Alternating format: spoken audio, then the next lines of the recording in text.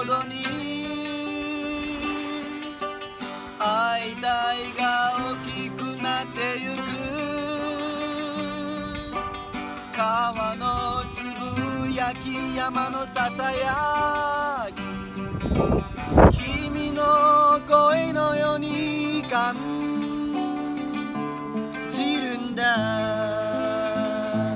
目を閉じれば聞こえてくる君のコロコロした笑い声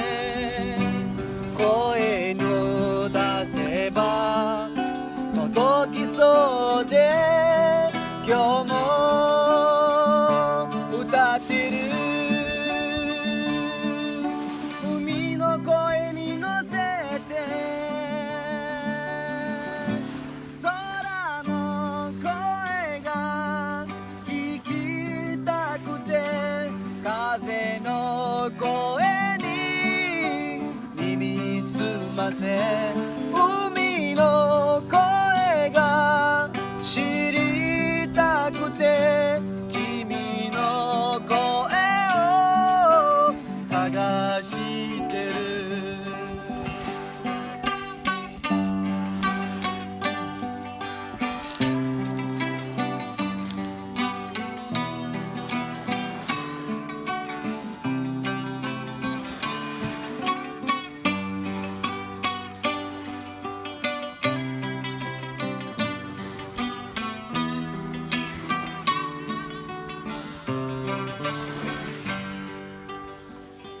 たとえ僕がおじさんになってもここで歌ってる